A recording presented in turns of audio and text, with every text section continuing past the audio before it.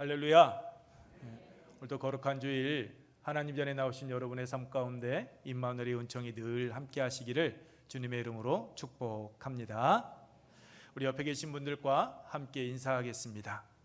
행복한 예은교회에 참 잘 오셨습니다. 하나님은 여러분을 사랑하십니다. 저도 여러분을 사랑하고 축복합니다. 네, 감사합니다. 네, 무더운 여름이 지나가고 있습니다. 이제 아침 저녁으로 서늘한 기온이 우리를 좀 엄습해오고 있는데 여러분 낮과 밤의 기온차도 서서히 지금 벌어지고 있습니다. 환절기인데 여러분 건강관리 잘 하셔서 하나님께서 주시는 그 건강함 속에서 하나님의 영광을 위하여서 날마다 기쁨이 넘치는 삶 살아가시기를 소망합니다.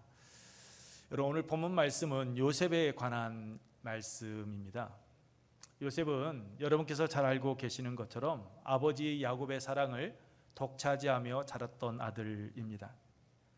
야곱이 노년에 사랑하는 아내 라헬을 통해 얻다 보니 여러 아들들보다 더 사랑해서 채색 옷을 지어 입혔던 아들, 그가 바로 여러분 요셉이었습니다.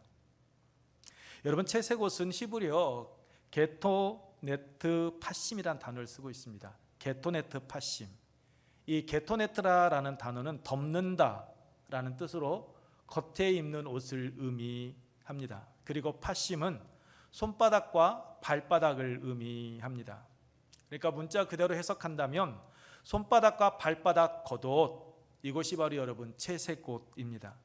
이 손바닥부터 발바닥까지 보이지 않도록 다 가려지는 옷이 바로 여러분 채색옷인 겁니다. 그 당시 일반 사람들의 겉옷은 노동하고 어떤 활동하기 편하게 소매가 없거나 무릎까지 오는 짧은 옷이었다라고 합니다. 그런데 요셉이 입은 이 옷은 여러분 화려하고 길어서 노동하는 사람이 입을 수 없는, 즉 관리직에 있는 사람들이나 입을 수 있는 그러한 옷이었습니다. 그런데 그 옷을 요셉이 입고 자랐다라는 것은 그렇게 귀하게 대접을 받으며 성장했다라는 겁니다.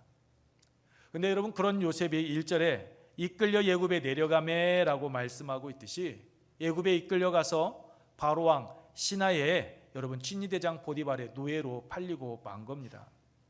누구에 의해서 팔렸습니까? 형들에게 요셉을 은 20에 산 이스마엘 사람들입니까? 겉으로 보기에는 그가 맞습니다. 성경에도 분명히 말씀하고 있기 때문에. 그런데 그렇지 않습니다. 요셉이 애굽으로 이끌려가게 된 것은 하나님의 섭리하에서 있었던 일입니다. 하나님께서 이스라엘 백성들을, 야곱의 후손들을 구원해 주시기 위하여서 하나님의 섭리 안에서 이루어진 일이었습니다. 사람 취급받지 못하는 그 종의 삶, 아버지의 사랑을 독차지하며 곱게 자란 요셉에게 여러분 보디발 장군의 그 집에서 보내는 시간은 정말 힘들고 어려운 고난의 연속이었을 것입니다. 아는 사람 하나 없습니다. 힘든 일 한번 해보지 않았던 요셉이 그곳에서 힘든 일을 하면서 말도 문화도 다른 곳에서 노예의 삶을 살아간다라는 것, 정말 고난의 연속이었을 것입니다. 아마 밤마다 아버지 품, 그리운 집을 그리워하면서 아마 침상을 적시는 일이 연속이었을 것입니다. 그럼에도 불구하고 요셉은 본문 2절과 3절 말씀을 보게 되면 형통했다라고 여러분 말씀을 하고 있습니다. 여러분 형통은 그 마칠리아흐라라는 단어를 쓰는데 돌진하다, 번성하다, 번영케 하다라는 단어가 여러분 형통이라는 단어입니다. 이는 아무 장애물도 없이 돌진해 가는 것처럼 상황을 좋게 만들어 가는 것, 본인뿐만 아니라 주위 사람들에게 좋아지도록 만드는 것, 이것이 바로 여러분 형통이라는 단어가 뜻하는 의미입니다.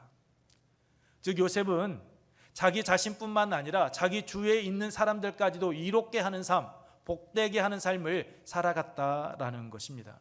누구에 의해서입니까? 오늘 본문 2절과 3절 말씀입니다. 우리 함께 읽습니다. 시작. 여호와께서 요셉과 함께 하심으로 그가 형통한 자가 되어 그의 주인 애굽 사람의 집에 있으니 그의 주인이 여호와께서 그와 함께 하심을 보며 또 여호와께서 그의 범사에 형통하게 하심을 보았더라. 아멘. 그렇습니다. 하나님이십니다. 하나님, 요셉이 하나님의 섭리하에 형들에 의해 이스마엘 사람들에게 팔려 애굽에 끌려간 것과 같이 형통한 자가 되어 형통한 삶을 살아갈 수 있었던 이유, 그것도 다른 데 있질 않습니다. 바로 하나님께서 요셉과 함께하여 주셨기 때문입니다. 그렇습니다, 여러분. 우리가 형통한 삶을 살아가는 데 있어서 그 형통함의 주체는 여러분 우리의 실력, 능력이 아닙니다. 하나님이십니다. 하나님께서 우리와 함께하여 주실 때 우리는 형통의 삶을 살아갈 수 있습니다. 나 자신뿐만 아니라 우리 주위에 있는 사람들까지 이롭게 하는 그런 복 있는 삶을 살아갈 수가 있습니다. 형통함의 주체이신 하나님은 개인만을 위해 형통의 삶 살아가게 하지 않으십니다. 그를 통하여서 주변에 있는 사람들이 복을 받아 누리게 하십니다. 그렇습니다, 여러분. 형통케 하시는 하나님은 첫째로 형통한 삶을 살아가는 자를 통하여서 주위 사람들이 복을 받게 하시는 하나님이십니다.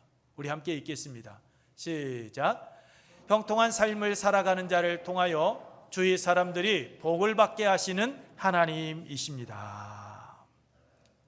그렇습니다. 하나님께서 형통하게 하시는 이 복은 나 개인 한 사람에게 국한되어지는 것이 아닙니다. 개인이 입신양명 출세하여 이름을 널리 알리는 것, 그것으로 그치는 것이 아닙니다. 개인의 안위를 위하여 하나님께서 그 사람에게 형통의 복을 주시는 것 아닙니다. 하나님께서 형통의 복을 주신다라는 것은 나 자신뿐만 아니라 주위 사람들에게 선한 영향력을 끼치는 삶, 주위 사람들도 나를 통하여서 복을 받아 누리는 삶 살아가도록 하기 위하여서 하나님께서는 형통의 은혜를 내려주시는 것입니다. 창세기 12장 1절로 3절 말씀을 보면 하나님께서 아브라함을 부르시는 장면이 나옵니다. 이때 하나님께서는 아브라함에게 세 가지를 약속해 주셨습니다. 내가 너로 하여금 큰 민족을 이루게 하겠다. 내가 내 이름을 창대하게 하겠다. 너는 복이 될 것이다 라고 약속해 주셨습니다. 그러면서 창세기 12장 3절에서 아브라함에게 이렇게 말씀하십니다. 우리 함께 읽습니다. 시작. 너를 축복하는 자에게는 내가 복을 내리고 너를 저주하는 자에게는 내가 저주하리니 땅의 모든 족속이 너로 말미암아 복을 얻을 것이라 하신지라. 아멘. 너를 축복하는 자에게는 복을 내리고 너를 저주하는 자에게는 저주한다라는 말씀은 하나님께서 아브라함과 함께 하시고 아브라함을 지키시고 보호해 주신다라는 말씀입니다. 하나님께서 아브라함을 지키시고 보호해 주시는 이유 다른 데 있지 않습니다. 땅의 모든 족속이 아브라함을 통하여서 복을 받도록 하기 위하여 아브라함을 지키시고 보호해 주신다라는 겁니다. 내가 너를 통하여 세계 열방이 복을 받도록 하기 위하여 내가 너로 하여금 큰 민족을 이루게 하고 내가 내 이름을 창대케 해서 너로 하여금 복이 되는 삶을 살아가도록 하겠다라는 것입니다. 여러분, 하나님께서 430년간 종살이하던 이스라엘 백성들 출애굽시켜주신 이유가 무엇입니까?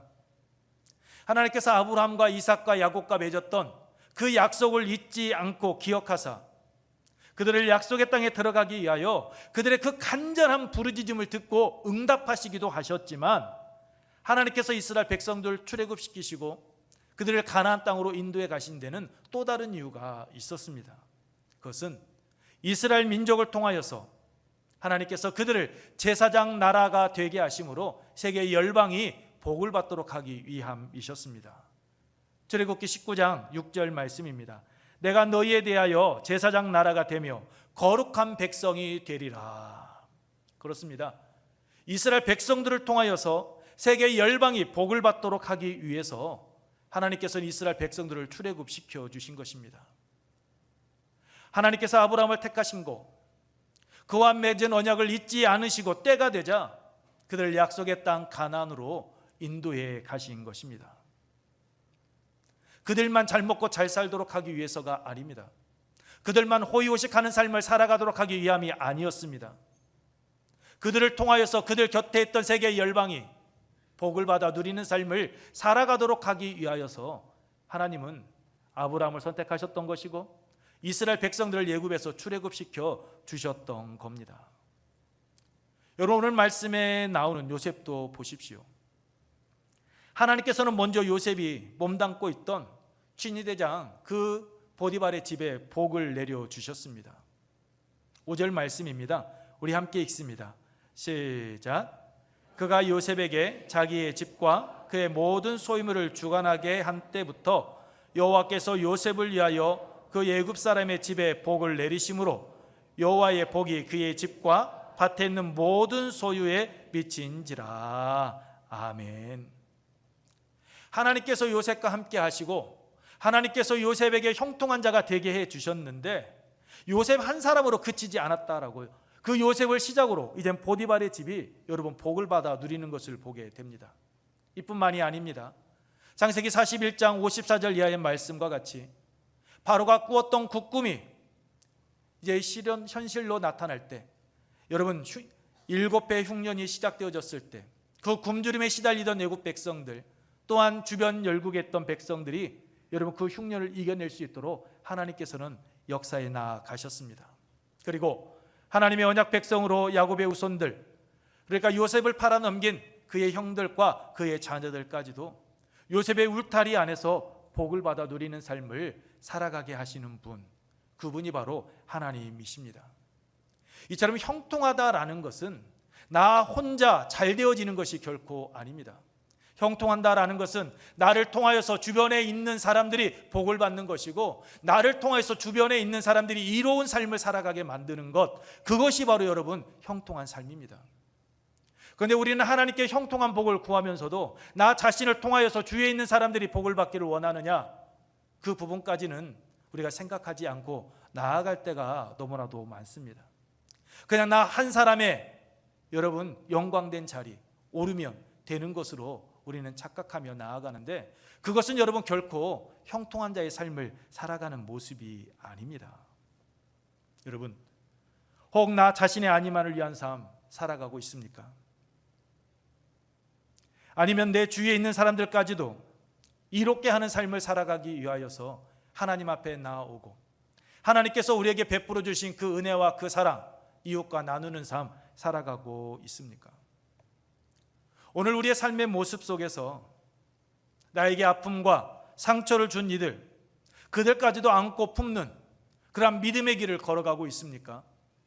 아니면 나에게 아픔과 상처를 준 이들, 그들은 외면하고 여러분 나 자신만을 생각하며 나에게 좋은 사람들만, 나에게 호의적인 사람들만, 그들과 함께 하나가 되어 여러분 믿음의 길을 걸어가고 있습니까? 만약에 우리가 그러한 길을 걸어가고 있다면 우리는 형통의 삶 살아가고 있는 것이 아닙니다. 형통한 삶은 다른 데 있지 않습니다. 내가 받은 그 복, 내가 받은 그 은혜를 통하여 주위 사람들과 함께 걸어가는 것, 주위 사람들을 이롭게 하는 삶을 살아가는 것, 그것이 형통한 자의 삶의 모습임을 잊지 마십시오. 하나님께서 주시는 형통함은 나 자신, 개인의 안위로 그치지 않습니다. 나를 통하여서 주위 사람들과 함께 기뻐하고 함께 나아가는 것임을 여러분 잊지 마시기 바랍니다. 형통케 하시는 하나님은 두 번째로 하나님을 보고 깨달은 자와 함께 윈윈하게 하시는 하나님이십니다. 우리 두 번째 함께 읽습니다. 시작. 하나님을 보고 깨달은 자와 함께 윈윈하게 하시는 하나님이십니다. 그렇습니다. 모든 사람을 이롭게 하시는 하나님이십니다. 누구를 통하여서입니까? 하나님께서 함께 하심으로 형통한 삶을 살아가는 자를 통하여 하나님께서 어떻게 역사하여 주시는지, 하나님께서 그를 통하여 하시는 일은 무엇인지, 그를 통하여 하나님을 보고 하나님께서 하시는 일을 깨달은 자입니다. 여러분, 이스라엘의 초대 왕으로 세움을 받은 사울 왕이 자신의 사위였던 그 다윗을 왜 죽이려고 했습니까? 다윗은 여러분께서 알고 계시는 것처럼 블레셋과의 전쟁에서 나라를 구한 영웅이었습니다. 또한 이스라엘 백성들에게 절대적인 신뢰와 사랑을 받던 자였습니다. 그리고 사울 자신이 악한 영에 시달릴 때, 그 악한 영으로 인하여 번뇌하고 정신없이 떠들 때 여러분 수금을 타서 그러한 자신을 평안함을 누리도록 했더니, 악령을 쫓아냈더니 그가 바로 여러분 다윗이었습니다. 그런데 이스라엘 백성들에게 신뢰를 받고 있고 자신이 악기가 들렸을 때, 괴로워할 때, 힘들어할 때 자신을 그 평안함을 누리게 하였던 그 다윗을 왜 그렇게 못 죽여서 안달인 겁니까? 다윗이 이중적인 삶을 살았기 때문입니까? 다윗이 블레셋의 앞잡이가 되고 첩자가 되어져서 이스라엘을 해롭게 하는 자였기 때문입니까? 아닙니다. 사울 왕이 다윗을 죽이려고 한 이유는 다른 데 있지 않습니다. 하나님께서 다윗과 함께 하고 계심을 사울이 보았기 때문입니다. 사무엘상 18장 28절 말씀입니다. 여호와께서 다윗과 함께 계심을 사울이 보고 알았다라고 말씀을 하고 있습니다. 하나님의 사람 사울 아니었습니까? 그런데 그가 하나님께서 함께 하시는 사람을 보자 그를 죽이기 위하여서 여러분 안달이 나는 것을 보게 됩니다.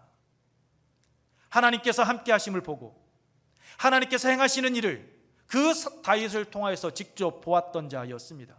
경험을 통하여서 알았던 자였습니다. 자신도 입술로 고백합니다. 다윗은 하나님께서 함께하고 계시다라고 말입니다. 하나님께서 함께 동행해 주시는 다윗, 가는 곳마다 지혜롭게 행하며 승승장구하며 형통의 대로를 걷는 그 다윗, 왜 죽이려고 한 겁니까? 사울왕은 위기의식을 느꼈기 때문입니다. 블레셋 장수 골리앗을 죽이고 왔을 때 여인들이 춤추며 사울이 죽인 자는 천천히요 다윗은 만만히로다라는 그 노랫말 잊혀지지 않고 귓전에서 계속 울렸기 때문입니다. 한 나라의 왕이 여인들이 불렀던 그 노랫말 때문에 여러분 그릇된 길로 걸어가고 만 겁니다. 자신의 왕위를 위협하는 존재, 그 존재로 인하여 하루하루 불안한 삶을 살아갔더니 그가 바로 여러분 사울이었습니다.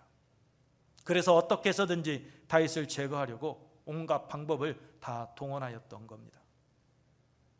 하나님께서 함께 하심을 보았다면 다윗과 어떻게 하면 더 부강한 이스라엘을 세워갈 수 있을까? 그것을 모색하고 나아가는 것이 현명한 것이었습니다. 그런데 하나님께서 함께 하시는 것을 보게 되자 다윗을 자신의 정적으로 만들어버리고 그를 제거하려고 했더니 그가 바로 여러분 사울 왕이었습니다. 사무엘상 20장 30절에서 자신의 아들 요나단에게 말한 것처럼 자신의 왕위를 빼앗기고 왕의 자리를 자녀 손들에게 물려줄 수 없다라는 그 생각에 그는 빠져버렸기 때문입니다. 누군가 고기 맛을 알게 되면 어디에 빈대도 남지 않는다라고 하죠. 사울이요, 그 왕이 되고 그 권력의 맛을 본과 동시에 자신이 왜 그 자리에 서게 되었는지 망각하고 말았기 때문입니다. 제가 전에 섬겼던 교회에 안수 집사님께서 국회의원을 지내셨습니다. 또 다른 선거철이 되어서 집사님에게 제가 물었습니다. 집사님, 왜 그렇게 힘들다고 하시면서 국회의원에 또 나가십니까? 나가지 마셔요. 이제 연세도 있는데. 집사님께서 하시는 말씀, 목사님, 국회의원이 되면 얼마나 좋은 줄 아십니까? 고기도 먹어본 사람이 먹는다고 국회의원이 누릴 수 있는 특혜 장난 아닙니다. 그걸 놓을 수 없다라는 겁니다. 그래서 계속해서 국회의원이 되려고 끊임없이 노력하셨던 모습, 재선 3선까지 하시는 모습들도 여러분 보았습니다. 사울이 그랬습니다. 고기 맛을 알았더니, 권력 맛을 알았던 이였습니다. 그러했기에 자신의 사위임에도 불구하고 다윗이 사라져야 자신의 가정이 평안할 것이라 생각하고 죽이려고 한 것입니다. 자신의 의지, 자신의 뜻은 하나님을 대적하는 것이 분명 아니었을 것입니다. 그런데 결과적으로는 하나님까지 대적하는 자가 되어지고 만 겁니다. 하나님께서 행하시는 일을 막아서는 어리석은 길을 걸어갔던 자, 그가 사울 왕이었습니다. 하나님을 보지 않았기 때문이 아닙니다. 하나님을 보았음에도 불구하고 하나님께서 왜 그러한 다윗을 들어 사용하고 계시는지 그 모습을 생각하지 않았기 때문입니다. 왜 하나님께서 다윗과 함께 하셨는지, 왜 자신이 하나님으로부터 버림받을 수밖에 없었는지, 왜 자신이 지금 이 상황에 놓이게 되었는지 자신의 삶의 모습을 뒤돌아보아야 될 그가 하나님을 함께 하시는 자를 보았음에도 불구하고 하나님께서 일하시는 것을 직접 경험했음에도 불구하고 그는 자신의 생각에 갇혀서 그는 그릇된 길을 걸어가고 말았던 겁니다. 보는 것 중요합니다. 그런데 보는 것으로 그쳐서는 안 됩니다. 보았으면 깨달아야 합니다. 깨달았으면 그것을 행동으로 옮길 수 있어야 한다라는 겁니다. 여러분, 바로의 친위대장 보디발을 여러분 보십시오. 그는 이방인이었습니다. 하지만 그는 요셉의 모습 속에서 요셉을 형통하게 하시는 그 하나님을 보았다라고 말씀하고 있습니다. 3절 말씀입니다. 우리 함께 읽습니다. 시작. 그의 주인이 여호와께서 그와 함께 하심을 보며 또 여호와께서 그의 범사에 형통하게 하심을 보았더라. 아멘. 여러분, 여기서 보며라는 말은 발견하다, 알다, 깨닫다라는 단어입니다. 이는 보디발이 요셉이 자신의 종으로 팔려온 후 그의 삶을 잠잠히 지켜보았는데 요셉이 하는 그 모든 일들마다 성공하는 것입니다. 그 모습을 보면서 하나님께서 요셉과 함께하고 계시다라는 것을 그는 깨닫게 되었다라는 겁니다. 그가 요셉이 믿는 하나님, 분명히 믿지는 않았겠지만 그는 그 요셉의 모습을 통해서 어떠한 신적인 존재가 요셉과 함께하고 있고 요셉을 붙들고 있고 요셉이 행하는 그 모든 일들마다 아름다운 열매를 맺게 하고 있구나라는 것을 여러분 보디발은 보았다라는 겁니다. 깨달았다라는 겁니다. 그래서 어떠한 신이 붙들고 있는 이 요셉이라면 내가 믿을 만한 사람이고 내가 이에게 모든 것을 내어 맡겨도 내가 손해날 것이 없다라는 그 생각을 여러분 보디발은 하게 된 것입니다. 그래서 한 일이 무엇입니까? 4절 말씀처럼 요셉을 가정총무로 삼고 그의 손에 모든 것을 내어 맡겼다라는 겁니다. 보디발은 깨달은 것으로 그치지 않았습니다. 보는 것으로 그치지 않았습니다. 자신이 보고 깨달은 것을 자신의 삶 가운데서 행동으로 옮기고 그 결실을 거두어 들이니 그가 바로 여러분 보디발이었습니다. 그렇습니다. 여러분, 하나님은 당신과 함께하는 삶을 통하여 형통한 삶을 살아가는 자, 그를 통하여 하나님을 보고 하나님을 깨닫고 하나님께서 행하시는 일을 직접 눈으로 경험하는 자, 그들이 함께 승리자의 길, 승리자의 삶을 살아가도록 만드시는 하나님이십니다. 여러분, 요셉만 형통했습니까? 요셉만 웃었습니까? 아니요. 하나님께서 함께 하시는 그 요셉을 보고 그에게 모든 것을 내어 맡겼던 보디발도 함께 웃었다라고 말씀하고 있습니다. 5절 말씀을 보십시오. 여호와의 복이 보디발의 집과 그의 밭에 있는 모든 소유에 미쳤다라고 이야기하고 있습니다. 하나님께서 요셉을 위해 보디발에게 풍성한 복을 더하여 주셨다라고, 함께 웃게 하고 함께 승리할 수 있도록 은혜를 내려주셨다라고 성경은 말씀하고 있습니다. 여러분, 예구방 바로도 한번 보십시오. 자신이 꿈을 꾸고 괴로워하고 있을 때 그 꿈을 요셉이 해석해 줍니다. 어떻게 행합니까? 창세기 41장 38절로 41절 말씀 제가 읽어드립니다. 바로가 그의 신하들에게 이르되 이와 같이 하나님의 영에 감동된 사람을 우리가 어찌 찾을 수 있으리요 하고 요셉에게 이르되 하나님이 이 모든 것을 내게 보이셨으니 너와 같이 명철하고 지혜 있는 자가 없도다. 너는 내 집을 다스리라. 내 백성이 다 내 명령에 복종하리니 내가 너보다 높은 것은 내 왕자뿐이니라. 바로가 또 요셉에게 이르되 내가 너를 애굽 온 땅에 총리가 되게 하노라 하고. 아멘. 하나님께서 요셉과 함께 하심을 보고 깨달은 대로 요셉을 애굽 총리의 자리에 앉히고 요셉의 손에 모든 것을 내어 맡겼습니다. 마치 보디발이 요셉을 가정총무로 삼고 그 모든 것을 내어 맡긴 것과 같이 말입니다. 어떻게 됐습니까? 여러분, 실패했습니까? 낭패를 보았습니까? 아닙니다. 자칫 잘못하면 나라가 망할 수 있는 그러한 상황이었지만 하나님께서 함께 하시며 하나님의 영에 감동된 요셉을 알아보고 깨달은 대로 요셉을 믿고 그에게 모든 것을 내어 맡겼을 때 7년 풍년 기간 동안 7년 흉년을 잘 준비하여 여러분 흉년으로부터 애굽을 구해냈습니다. 애굽이 더 부강한 나라 될 수 있도록 하나님께서 함께하여 주셨습니다. 바로만 그러한 은혜 누렸습니까? 아닙니다. 요셉도 보십시오. 그리운 아버지를 다시 만납니다. 하나님께 이끌림을 받아 애굽에 내려온 그 목적대로 그의 형제들을 구원하여 줄 뿐만 아니라 이스라엘 민족이 큰 민족을 이룰 수 있는 그 틀, 그 기초를 다져 놓으니 그가 바로 여러분 요셉이었습니다. 그렇습니다. 하나님은 당신께서 함께 하심으로 형통한 삶을 살아가는 자, 형통한 자의 삶의 모습에서 하나님 당신의 모습을 보고 깨닫고 나아가는 자, 그들이 함께 웃게 하시는 하나님이십니다. 함께 윈윈하게 하시는, 함께 이로운 삶을 살아가도록 만들어 가시는 분, 그분이 바로 여러분 우리가 믿는 하나님이십니다.